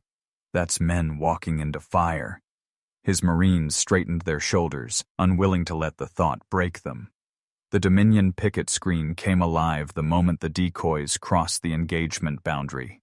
Cruisers rotated inward, their formation hardening into a wall of fire. Beacons flared on the display, target locks, weapons charging, kill boxes forming exactly as predicted. "Flood their channels," Locke ordered, his fingers dancing over transmitters.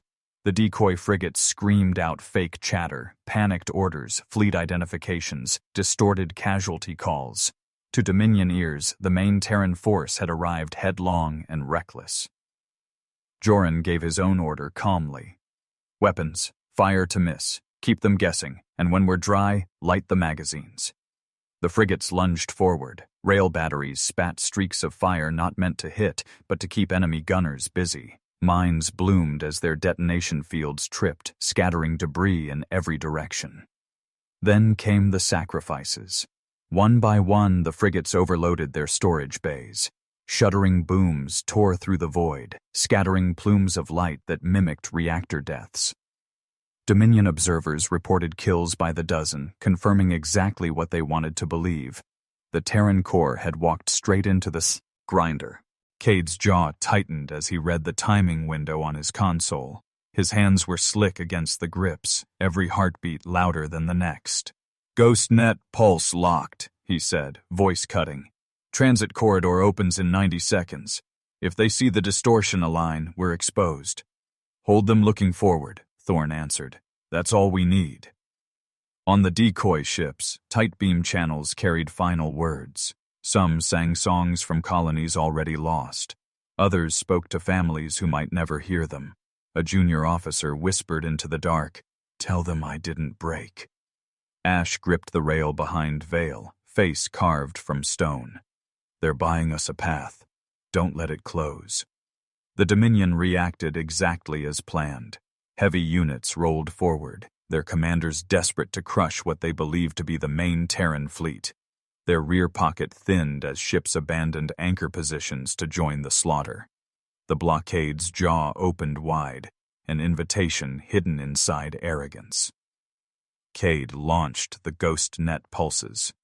The distortion corridor rippled across the rear of the blockade, invisible to Dominion eyes yet wide enough for Thorne's true fleet to bend through.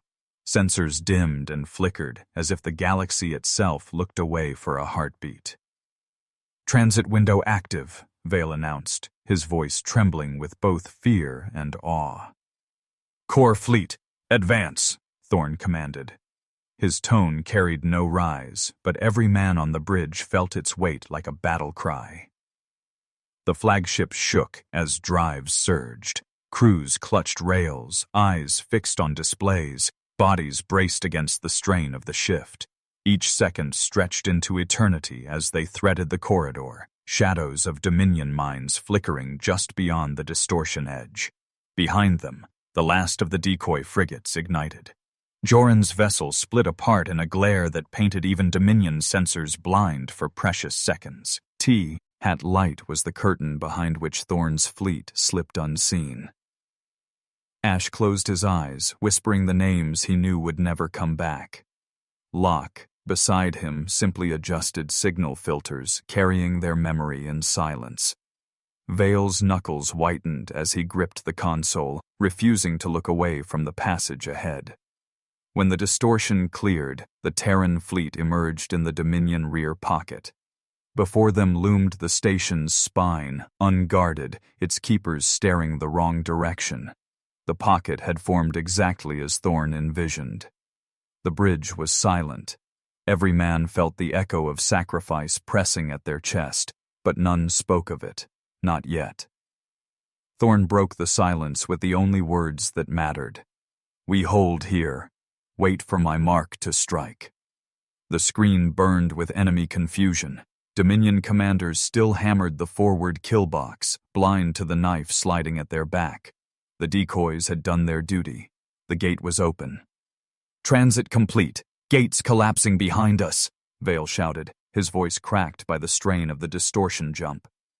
The core fleet tore out of the corridor into Dominion rear space like blades ripping through fabric, but distortion never gave without taking. 3 Terran cruisers snapped off course as if some unseen hand had twisted them. Hulls buckled against gravitational shear. The first broke in half, its midsection spilling light and shrapnel into nothingness. Another spun, shedding fragments until it tore open like a can of rations in a fire. The third simply folded in on itself, vanishing in a silence crueler than any explosion.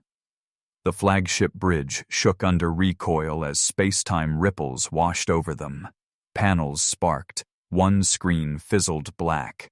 The acrid tang of scorched circuits filled lungs. Ash grabbed the rail and swore, sweat beading on his forehead. "Keep your eyes forward," Thorn's voice carved through the chaos. "We're still breathing. Make it count." On the laser plasma display, the Dominion flagships began to pivot. Their sleek hulls glinted like daggers, turning too slowly, caught off guard by enemies materializing at their backs. Swarms of escorts scattered, colliding with one another as automated formation orders snarled into conflict. Vale leaned over his station, fingers flying. Their AI nodes are triaging. They weren't programmed for this geometry. Splits in coordination already showing. "Exploit it," Thorn commanded. His jaw clenched, his knuckles white where they gripped the rail. "Load EMP torpedoes," Cade barked, sweat dripping from his temple. "Target node housings on the inner hulls. We mapped them from captured wreckage." "Aye," came the reply. Tubes armed, warheads hissed into readiness. On screen, blue tracers arced outward. Torpedoes streaked toward the Dominion command ships. Their impact detonated in blossoms of light that rippled like inverted thunderheads, frying control matrices in seconds. Escorts suddenly wobbled, weapons firing in wild arcs, coordination dissolving. Ash stepped forward. "Coil guns! Slug the gaps now!" The flagship's spinal cannons roared, firing dense rods of tungsten into exposed AI housings. Each slug smashed through armor, sparks, and molten slag jetting outward. Secondary explosions climbed the flanks of Dominion giants as command nodes fell dark. Enemy gunners panicked, spitting wild fire across the battle space. The bridge rattled as blasts grazed shielding, and alarms screamed sharp metallic tones in human ears. Crew staggered, caught between nausea from distortion after effects and the bone-rattling tremors of return fire. Locke's voice cut through. "Jammers active. Their comm relays are blind. Local control collapsing." Thorn exhaled once, then spoke names into the cacophony. "The Resolute, the Grey Dawn, the Harrow. They fell so we could stand here. Don't waste the—" His words were iron and mourning bound together, sharp enough to anchor a fleet. Vale's hands trembled, but his tone carried conviction. "Enemy formation order is fracturing. They're tripping over themselves to reassign hierarchy. Their command trees collapsing." On the viewport, Dominion flagships turned sluggish, their sleek arcs now lumbering against invisible pressure. The sudden vulnerability made them appear less like untouchable monoliths and more like prey. Ash shouted over the din, voice like a hammer. "Push the advantage. Boardable chaos is the goal." The Terran Marines prepared in silence, strapping into dropships, their hands moving with ritual familiarity. The clink of armor buckles and the rasp of checked rifles filled bays below decks. Sweat and recycled air thickened throats, the metallic taste of anticipation pressing down. Vale reported. 2 nodes gone, 3rd flickering, escorts firing at friendlies. Their wheel maneuver is broken. Thorn's gaze locked on the screen, each detail burning into memory.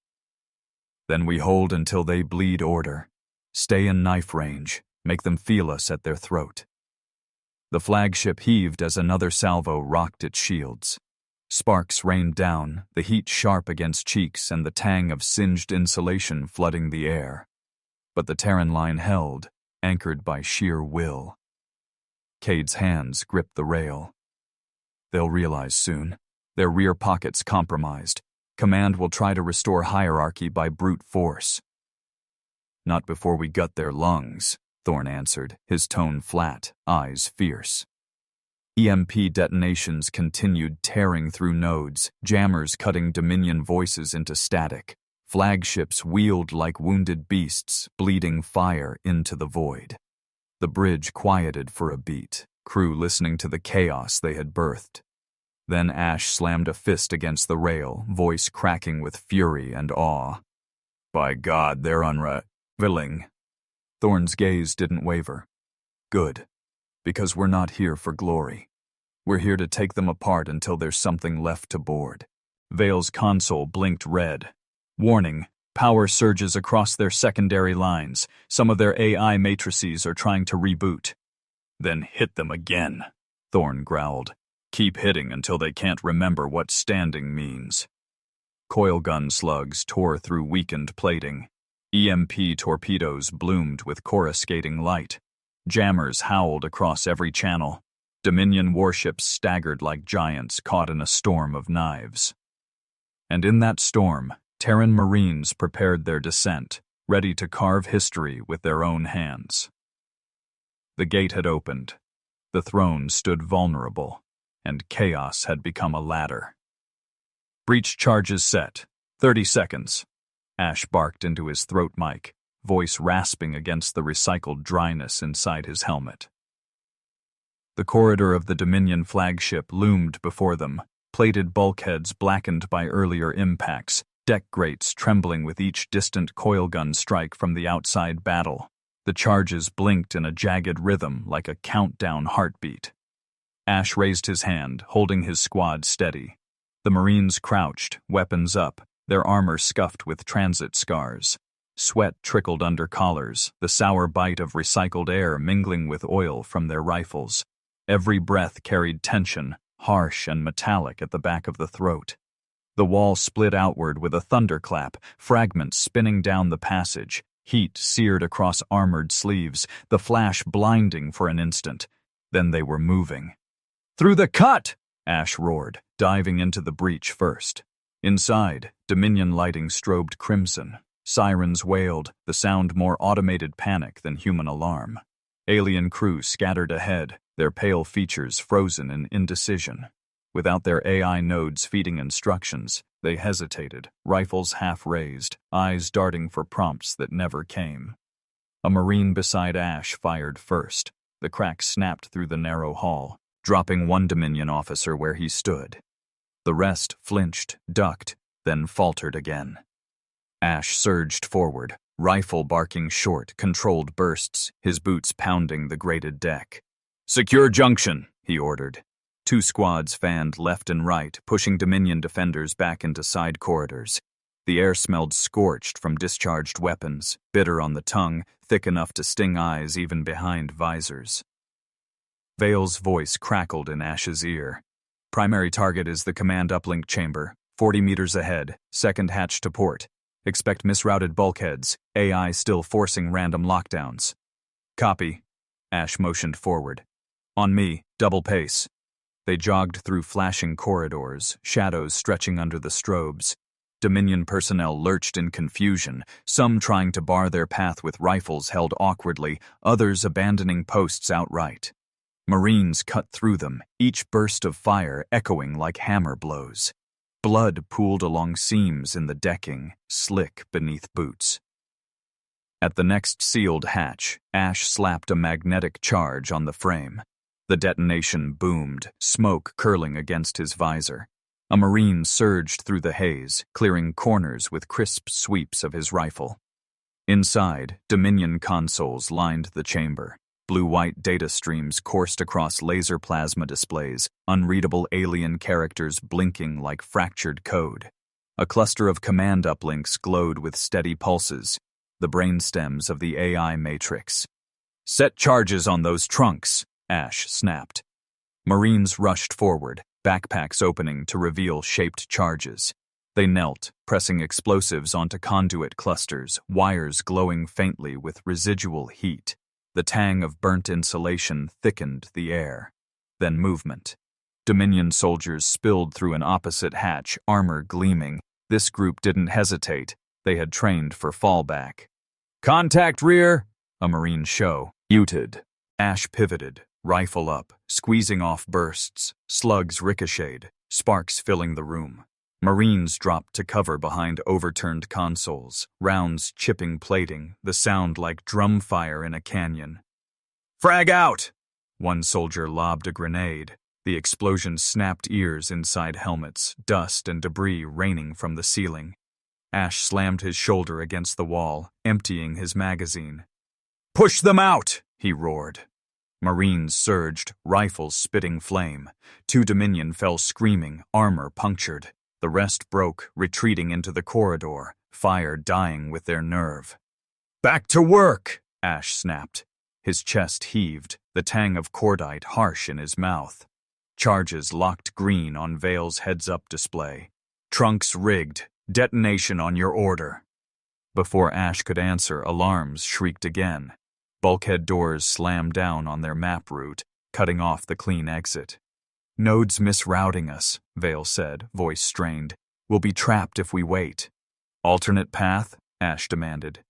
Deck below, but manual seals intact. Ash cursed under his breath. Manual seals meant sacrifice. Sir, one squad leader called. Corporal Nadir, face drawn tight behind his visor. I can override that door, but it won't hold long without reinforcement. Ash knew what he meant before the words finished.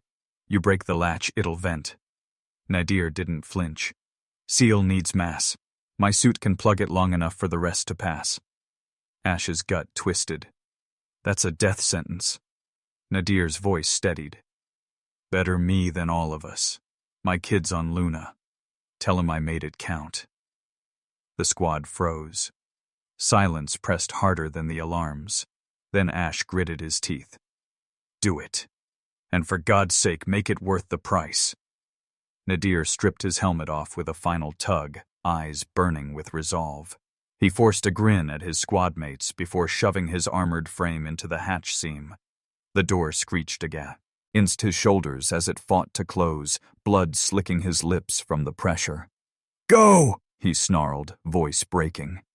Marines surged past, one slapping his shoulder in passing, another choking back tears. Ash was last, his throat raw as he rasped, You bought us the strike. It won't be wasted. The squad dropped into the lower deck, boots thundering on ladders. Explosions echoed above as Dominion fire tried to reclaim the uplink chamber. Vale's timer ticked down. Charges primed. Ash slammed his fist against the detonator. The entire deck shuddered, a rumble tearing through the ship like thunder rolling down an endless gorge. Lights flickered. Dominion consoles went dark. Across the battle space, command signals fractured, escorts firing at empty space, flagships staggering without direction. Vale's report cut in, voice sharp. AI coordination collapsing, their formation is breaking apart. Ash sagged against the bulkhead, chest heaving, the coppery tang of blood filling his mouth where he'd bitten his cheek. Nadir's sacrifice hung heavy in every breath. Tell Thorn we've cut the brain, Ash said hoarsely. The body's theirs to finish. The corridor flickered red, alarms echoing hollow. But for the first time since boarding, Ash allowed himself the smallest, fiercest smile. They had torn the Dominion's mind out from within. Light the manifolds, now! Thorn's command cut across the bridge like steel scraping on glass. The Revenant trembled as mining conduits, once meant to siphon raw fuel from Garros's veins, roared open under remote trigger. Liquid reserves vented into vacuum in colossal streams, glittering in the starlight like rivers set adrift. Ash-white mist billowed outward, tendrils curling, swelling, then folding back upon themselves. Bloom spreading, Vale reported, hands skating over her heads-up display. Each gesture lit a new sector in shifting amber, the clouds pushing sensor saturation, 50% already. Cade's jaw tightened. Hold it. Timing matters more than volume. His voice rasped, worn thin by sleepless nights and too many silent calculations. The Dominion flotilla surged forward, still racked by disarray. Without AI alignment, their gunnery scattered across false returns. Destroyers fired blindly into the vapor curtain, projectiles tearing into each other. On Thorn's plasma displays, a carrier sideswiped one of its escorts. An incandescent blossom shredded both hulls. Ash leaned closer to the viewport slit, visor off, sweat still slick across his temples from the boarding assault. His eyes narrowed. They're choking on their own panic. They'll choke harder when the ignition hits, Vale said, teeth flashing in a grim smile. A heartbeat later, ignition did. The vented fuel caught fire under the planted charges, silent in vacuum, but ablaze beyond anything natural. The bloom flared to a burning wall, coruscating colors dancing across Dominion sensors, scattering their targeting to noise. On every heads-up screen, enemy arrays fractured into static. "Blind," Cade confirmed. "Windows open." "Then take us out," Thorne ordered, knuckles white against the chair's armrest. The tremor in his left hand betrayed the bleeding wound under his uniform, but his gaze never wavered. Vale keyed the transponders. Captured Dominion codes transmitting, fleet aligning with ebb window. Ships shifted in practiced harmony, thrusters steering into the charted gravitational currents. The ebb window, a corridor hidden in orbital mechanics, yawned before them, narrow as a blade's edge. Revenant led, her keel torn but holding. She groaned with every course correction, bulkheads shuddering like bones under strain. Sparks spat from panels above the bridge. Crew coughed on the sharp sting of burnt insulation. Medics fought to clear corridors below, their stretchers filling faster than triage. He could manage. Blood-soaked linens, antiseptic stung the air, cries carried over open comms until muted by discipline. Vale glanced to Thorne. "Medbay is overwhelmed. They need you there." He didn't look at her. "They need me here more." "Sir, your ribs—" "I said here." His tone silenced the bridge. Ash exhaled slowly, gripping the rail until his knuckles whitened. "You keep choosing everyone else first. One day that's going to kill you." Thorne finally turned, meeting his second's eyes with a stare as cold as the burning cloud outside. "If it does, make sure it buys us ground." The fleet pressed deeper into the bloom. Outside, Dominion ships blundered into one another, their sensor ghosts leading them into collisions. On laser plasma displays, impacts bloomed like a chain of doomed fireworks. 2 minutes to clear zone, Cade said. His fingers never stopped, feeding real-time adjustments into the nav grid. Dominion comm nodes still trying to reconstruct formation. They won't stabilize before we're gone. The deck bucked as a torpedo slammed against Revenant's flank. Consoles flared, throwing sparks into faces. Alarms screeched. Crew toppled, catching themselves against rails slick with condensation. "Damage aft," a lieutenant shouted. "Keels riven, but compartment seals holding." Ash's ears rang from the impact, the copper taste of blood sharp at the back of his throat. He spat into his glove and forced a grin. "She'll limp, but she'll limp out." Vale steadied herself against the console, chest heaving. "Blind fire's still following us through the bloom. If one lucky shot lands..." Cade cut her off. "Then we stay narrow. Don't break the corridor. They can't hit what slips the window." Another shockwave rattled them. Medic stumbled past the bridge door, pushing a stretcher with a Marine coughing blood into gauze. His eyes rolled back, boots dragging limp. Thorne's Ad tilted, gaze tracking the man even as the doors hissed shut again. His voice dropped, almost a whisper. "Names. Faces. They'll remember who carried them out." Ash swallowed hard. "We get them home, that's the deal." Vale blinked moisture from her eyes, focusing on her screens. 60 seconds. The bloom raged behind them, still scattering Dominion formations into chaos. Wrecks spun apart, some colliding into the planetary ring like shattered bones flung wide. Cade's final adjustments locked. "Windows stabilizing. We cut vector now. We're free." Thorne rose, hand pressed hard against his side where crimson seeped through the uniform. "Then cut it." The Revenant bucked forward, dragging the fleet into the ebb window. Stars bent across the displays, the bloom shrinking behind them, Dominion pursuit breaking apart into lost vectors. The corridor stretched, gravity wells catching, slinging them outward. Vale sagged into her chair, her shoulders shaking. "We're clear. Gods, we're clear." Ash let his rifle drop to the deck with a clatter, lowering himself onto the rail like his legs had been holding too long.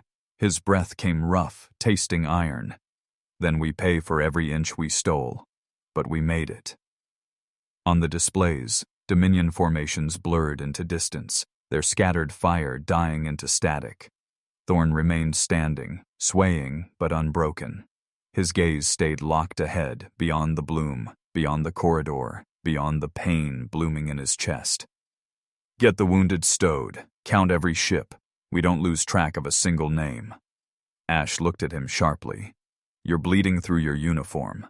Sit down for once. Thorn's lips twisted into something halfway between a grimace and a smile. Later, after I know we've all made the tally. The medics waited by the bridge door, but none dared speak. Revenant carried them forward, her broken keel groaning with every stretch of the corridor, yet still holding. Behind, the bloom burned itself into memory, a wall of fire sealing the Dominion's confusion. Ahead, the path widened into dark freedom. Thorn gripped the rail, pain clawing under his ribs, but his voice carried steady. Escape secured. Mark the cores. We'll reckon the cost in the next hour. The bridge fell silent, save for the labored breaths of survivors. Begin the count, Thorn ordered, his voice cutting through the bridge like a drawn blade. The Revenant drifted at minimal thrust, battered yet intact. Sparks still sputtered in wounded corridors, and the bitter tang of disinfectant carried from medbay vents, but the ship held her line. Crew across every deck stiffened as Vale's command carried over fleet-wide channels. All vessels, prepare for roll call, stand by for ledger. A heavy silence filled the bridge. The storm of combat had passed. Now came the toll. Cade leaned over his console, fingers moving across laser plasma displays. Fleet reports still patchy, comms lag from damaged relays, but we'll have the names. His jaw tightened. All of them. Ash stood near the viewport, hands clasped behind his back, eyes fixed on the scattered wreckage field still drifting in the distance. His shoulders were broad, but there was a slump to them now, weight not of fatigue, but of memory. Vale's headset clicked. First ship tally inbound. Harrow confirms 73 dead, 19 critical. Her voice faltered, just for an instant. Captain Reese included. Ash exhaled sharply, his chest aching with the impact of the words. He rubbed at the bridge of his nose, then spoke low. He deserved better than to die chasing a retreat corridor. Thorn's tone was stone. He deserved to be remembered. The fleet's dead began to flow across the displays in stark lettering, each name, each rank. The crew read them in silence, no music, no prayer, only names. Below decks, medbays overflowed. Surgeons barked orders over the rasp of bone saws and hiss of sealant foam. Pain-racked cries bled into every coram. Door, sometimes cut short, sometimes dragging on. Orderlies carried stretchers that dripped red trails across the deck plates. No one looked away. To look away was dishonor. Thorn braced himself against the command chair, the crimson stain on his uniform widening, but he refused relief. Vale glanced at him again, her lips parting to protest, then sealing shut. She'd learned by now, arguments against his will only wasted breath. Cade broke the silence. Dominion feeds have gone silent. Ash turned sharply. Silent? After this? They should be broadcasting vengeance. Not a word, Cade replied, scanning through disrupted transmissions. Internal orders only, coded, fragmented. They're instructing ships to avoid unscripted maneuvers, almost like they're afraid of their own crews acting without the AI, Vale finished. Her expression hardened. They don't trust their people anymore. Thorn's gaze narrowed. That's the fracture we'll pry open. Locke entered from the aft hatch, carrying 2 scorched drives wrapped in insulating foil. His face was drawn, his uniform streaked with black dust. He set them on the table with deliberate care. Cores survived extraction, data's still alive, Dominion schematics, untouched. Ash raised his brows. You're sure? Locke nodded. Triple sealed. I've skimmed enough headers to confirm. Coordination lattices, failover structures, redundancy diagrams, their entire dependency tree. He leaned closer, lowering his voice. We can write doctrine around this. Show the galaxy that their empire's strength is brittle. Thorn's hand tightened around the chair's armrest. Not just brittle, terminal. Vale looked at him, eyes wary. If we spread this, neutral systems will see the Dominion as a hazard, but we'll also paint a target on ourselves. They'll know we carry their secrets. Thorn didn't answer at once. He stared at the drifting field outside, wrecks tumbling, light glinting off twisted hulls. When he spoke, his voice carried the weight of command stripped to its marrow. "Then we make the target worth the shot." He gestured to Locke. "Prepare the packet. Encrypt layers deep. Send it to every neutral port, every syndicate relay. Proof, not promises." Locke inclined his head. "Understood. It'll spread faster than Dominion censorship can smother." Cade, still bent over his console, murmured, "They'll see our dead and call it weakness. We need more than a leak." Thorn straightened, ignoring the tearing pain across his ribs. "They'll see our dead and call it courage if we speak first." Vale frowned. "You mean to record an address?" "Yes." He pressed a bloodied palm against the console, leaving a crimson smear across glowing lines of light. "Not doctrine, not strategy. Names." His voice roughened. "Every man who carried us through fire. Every officer who held a line. Every crewman who sealed a breach. They won't be lost in numbers. They'll be remembered in words." Ash shifted, uneasy. "Sir, you're still bleeding. Let me—" "Later," Thorn snapped. Then, softer, "Later. Right now, they need to hear it while the fire still burns." Vale drew a steadying breath. "Then the channel's yours."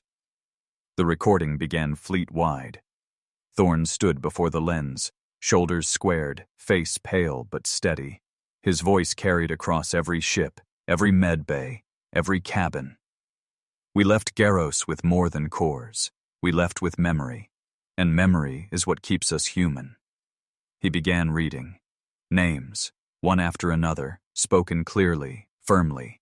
As each name echoed through the speakers, crews lowered heads, some whispering, others gripping rails until their knuckles blanched. In medbays, even surgeons paused between cuts to listen. Ash's throat tightened as familiar syllables rolled past. Men he'd joked with in mess, drilled with in silence, fought beside in corridors slick with blood. He swallowed hard, his vision blurring, but his jaw locked against breaking. The list stretched on. Thorn's voice faltered on. Once, when Captain Reese's name passed his lips. He closed his eyes briefly, then opened them, and continued.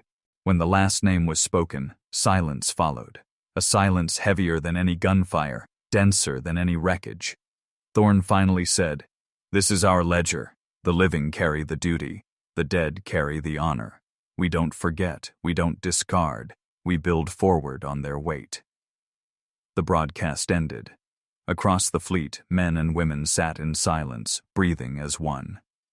Locke broke it first, quiet but steady. "That will carry further than any bulletin. Neutral systems will hear it, and they'll measure the Dominion's silence against your words." Ash finally turned from the viewport, voice raw. "And what about us? What do we measure now?" Thorn lowered himself carefully into the command chair, the blood soaking his side ignored. His answer came low, almost a growl. "We measure by survival, by what we build from what was torn away. Ledger is tallied. Debt remains." Vale whispered, almost reverent. Then Part 15 begins. The fleet moved onward, battered yet bound together by words and names, carrying both grief and proof into the political storm to come. "Launch the couriers," Thorn commanded, his voice steady despite the bandage pressing against his ribs. On the bridge of the Revenant, crewmen exchanged brief nods. Small courier craft, already loaded with encrypted drives, lit their drives one by one, vanishing into the cold dark toward neutral capitals.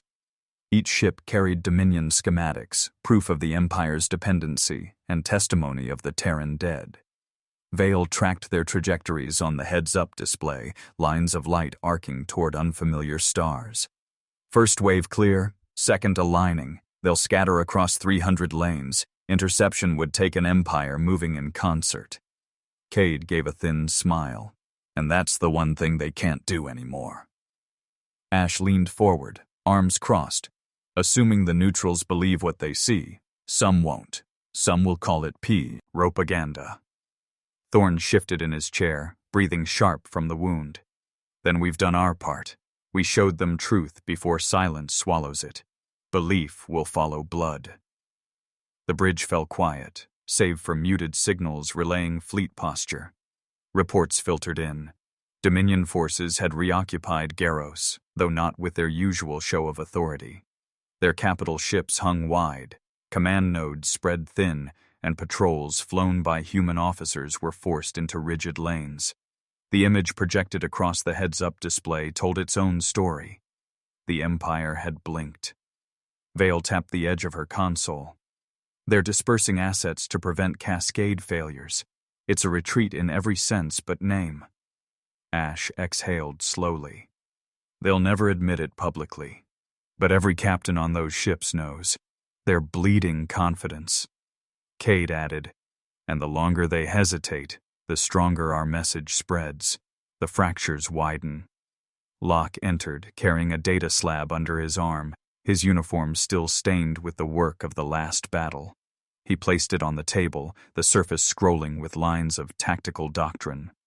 We've drafted countermeasures, decentralized structures, hardened communications, distributed beacons. If we fight again, we won't mirror their weakness. Thorn studied the flowing text, his eyes heavy yet focused. Publish it under the provisional compact. Let every human ship adopt it, every station record it. Doctrine isn't law, it's survival written down. Vale's voice carried a subtle tremor. And recruitment? Cade answered without looking up. Already surging. Word's gone out that we fought the Dominion head-on and came back. Colonies that stayed silent now send volunteers. Even outlying clans who swore neutrality are offering crews. Ash gave a grim nod. Loss builds resolve. We carry their names, and others step forward to honor them. The crew felt the shift. Strategy was no longer about hiding in shadows.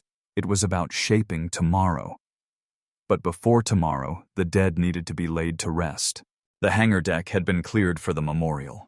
Rows of nameplates lined the bulkhead, each engraved with care. Wounded men stood on crutches, others leaned against bulkheads, faces hollow but unbroken. Thorn walked to the front, steady, despite the pain pulling at his side. He rested one hand against the lectern. The murmurs faded. The ship's air carried the sharp tang of welding from nearby repairs, the low hiss of recycling vents. Everything smelled of work unfinished, yet the moment demanded stillness. His eyes swept across the assembled faces. We fought at Garros, not for conquest, not for territory, but for truth. And truth demands cost. Every name behind me represents a cost no one can repay. His voice deepened. But costs can become foundations. What they gave, we build upon. He picked up the final plate, its edges catching the light. Captain Reese. He affixed it into place with careful hands, pausing as the last bolt seated with a sharp click. For a moment, his hand lingered there. He turned back, voice rough. Ledger is complete. Every man remembered. We move forward carrying them, not leaving them behind. The silence that followed was heavy, yet not crushing. It was weight shared. Vale, standing to the side, found herself whispering under her breath, "We owe them more than words." Thorn caught it and answered aloud so all could hear. "Then give them deeds. Hold lines they will never stand on again. Speak truth where they cannot. That is the only repayment possible." The memorial ended not with applause nor chants, but with the quiet shuffle of boots as men returned to stations, each carrying the echo of what had been spoken. Later, in the command chamber, Locke handed Thorn the final transmission draft. Couriers confirmed clear beyond relay nets. Compact doctrine distributed. It's in motion. Cade leaned back in his chair, weary but alert. Domini, on silence, will grow heavier by the hour. Their empire cannot hide the fractures forever. Ash's gaze hardened. They'll strike back. It's only a matter of when. Thorn eased into his chair, wincing against the pull of torn flesh, but his voice carried strength. Then let them. Every strike from now on proves their weakness louder than our words. And when the galaxy measures strength, it won't be by their fleets. It'll be by our survival. Vale added softly, by our memory. The bridge lights dimmed slightly as power cycled into long-range systems. On the heads-up display, courier tracks faded into distance like scattered seeds cast into dark soil. Somewhere in neutral halls, those seeds would take root. Thorn leaned back, exhaling a breath he had carried since Garros. For the first time, he allowed his shoulders to lower. His work had not ended, but the path ahead was visible. He spoke one last time, words measured, deliberate. We were the fleet that vanished into a dead star, and we came back carrying the secret that breaks empires. Remember that, and remember why we endured. Humanity does not vanish. Humanity returns. Across the bridge, silence lingered, filled with the gravity of his words. Then, as if one body, officers straightened, each knowing the ledger of the dead had become the doctrine of the living. The Dominion still held territory, still commanded armies, but the illusion of invincibility was gone. What remained was a galaxy that now knew the truth. The Empire could be challenged, its grip broken, its power undone. And from that truth, the road forward stretched clear. Humanity would not crawl in fear. They would rise, armed with memory, bound by names, carrying both survival and defiance into the centuries to come. The Revenant's course adjusted, thrusters burning steady. The ship turned from the scars of Garros, heading toward unclaimed skies. The signal had already gone beyond the star, and with it, the promise of a new order written not by machines, but by men who chose to stand. If this story lit a fire in you, hit that subscribe button for more relentless HFY tales. Now we want to hear from you. If humanity held the enemy's secret code in our hands, how would you use it? To defend, to deceive, or to dismantle their empire outright? Drop your answer in the comments. We read every single one. Thanks for watching Stellar HFY, where survival becomes strategy and strategy becomes legend. See you in the next story.